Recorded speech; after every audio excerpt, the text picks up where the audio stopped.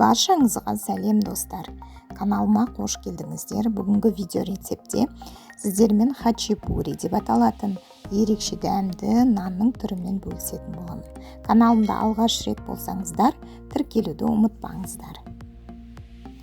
Ұнды бірінші алдын ала нөлеттен өткізіп алдым. Оған 1 шай қасық тұз, қант, одан кейін дрожжымызды қосып жақсылап араластырамыз.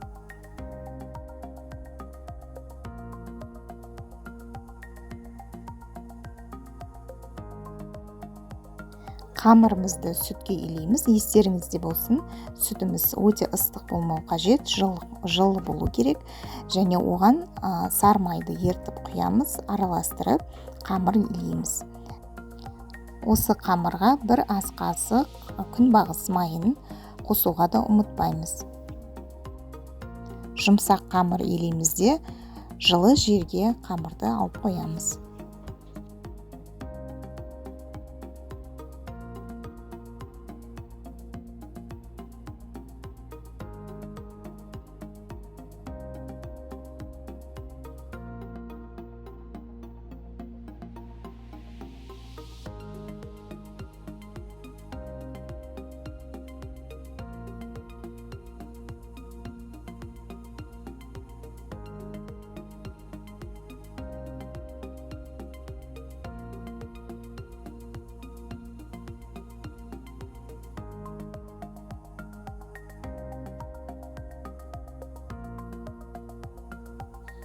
Қамыр көтерілген соң оны 2-ге бөліп аламыз, яғни осы қамырымыздан 2 нан шығады.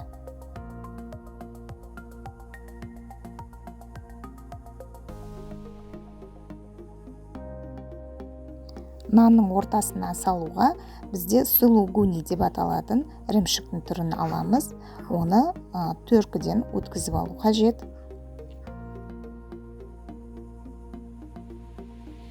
Нанымызды оқтаумен жайып аламыз.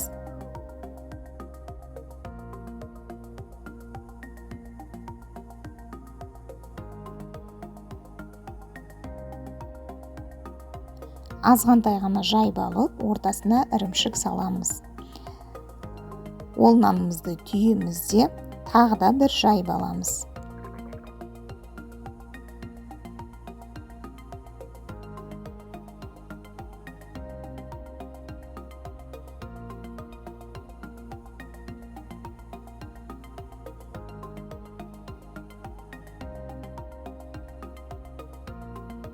Осылайша нанымызды тағы да 1 жайып аламыз да пешкеге салуға дайындаймыз. Жұмыртқаның сарысын жағуды ұмытпаймыз. Үстінен тағы да ірімшік сеуіп, қызып тұрған 220-230 градустағы пешкеге салып аламыз. Нанның піскенін, қамырымыздың беті қызарған кезде дайын болғанын білуге болады.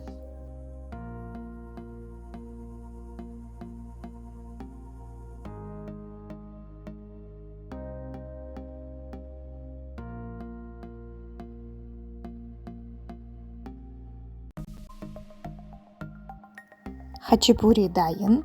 Сіздерге рецепт ұнайды деген үміттемін. Міндетті түрде жасап көріңіздер. Ас болсын. Келесі видео рецепттерде кездескенше сау болыңыздар.